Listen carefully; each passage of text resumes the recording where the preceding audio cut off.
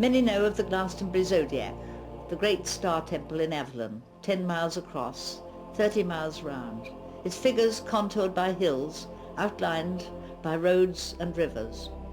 The sculptress Catherine Maltwood, who discovered it in the 1920s, concluded that early Sumerian immigrants, recognizing the terrain's potential, developed it with roads, ramparts and barrows. She claimed it as Avalon's original round table, with Arthur, his chief knights and Guinevere still seated about it as the zodiac signs. These legends were vigorously revived in the 1100s by Eleanor of Aquitaine, Henry II's queen, who was sympathetic to the Cathars of Provence, whose Gnostic and astrological teachings came through southern Europe from Chaldea. Druids held the same teachings. But few are aware that the Thames and its tributaries draw a similar pattern round Kingston's ancient town in Surrey. Larger than Somerset Circle, it's about 16 miles across. Ancient roads connecting prehistoric villages beneath modern suburbia complete the outlines. And like Avalon's Zodiac, it's confirmed by many intriguing place names and local legends. Huge hounds guard both circles to the west, as Cerberus guarded the other world.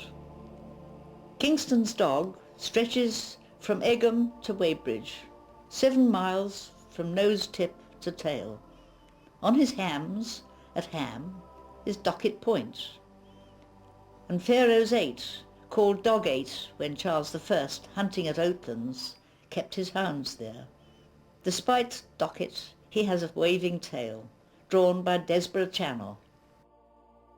Brooklands erstwhile racetrack, now an aeroplane museum, forms his back leg.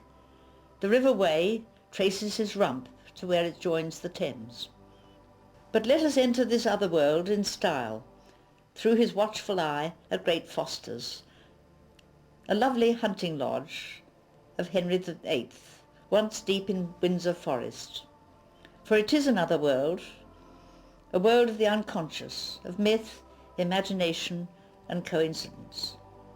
Suitably enough, Henry Percy, the astrologer Earl, was here too.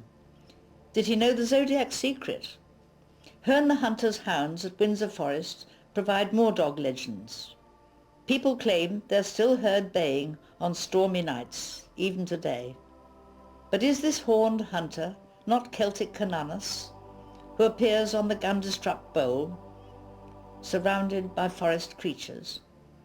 There's even a Runnymede legend near our Hound's Ear, which tells how King John turned into a wolf after signing Magna Carta. Lyne Lane obligingly draws his foreleg, and Holloway's impressive pile, now luxury flats, marks his nose from miles away. Can Prune Hill, nearby, remember this damp black nose? Callow Hill, next to it, has a dog legend. They say that Henry VIII's coffin split open here on its way to Windsor, and the dogs licked his blood, fulfilling a monk's prophecy. The same grisly tale is told at Zion House. The M3 cuts through his jaw today, but concrete pillars carrying the M25 overhead have given him a fine new set of teeth, and a perpetual growl of traffic. Motorists, be warned, you're entering this Zodiac through his very jaws. His shoulder, raised on St Anne's Hill, an old British camp, preserves its ancient calm and beauty above this modern frenzy. It is a beacon with splendid views. St Anne's Well is still here, where its defenders drank. Who was St Anne? Surely not the ghostly nun, who was walled up here for trysting with her lover. No, she must be Black Annis, the old British witch, who named so many hills before St Anne baptized her. Chertsey on the Hound's Back has yet another dog legend. Blanche Heriot hid her Lancastrian lover from his Yorkist enemies upstairs, but their bloodhounds smelt him out. Bare-handed, he emerged from his cupboard and strangled it, throwing it downstairs, just as Hercules strangled Cerberus, throwing him into the underworld. But her lover was caught and condemned to die at curfew, while Blanche sent urgently for the king's pardon. This heroine of the poem "Curfew Shall Not Sound Tonight" muffled the bell by hanging onto the clapper and swinging with it, thus saving his life until the pardon came clattering over Chertsey Bridge. Three strange coincidences are here. Chertsey Abbey was founded in the year 666, the number of the beast. Blanche Heriot's name recalls this Heriot beast, returnable at a tenant's death to his overlord.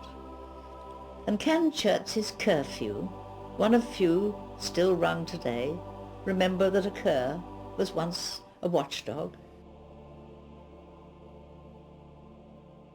Sadly, there is not much remaining now of this once splendid abbey.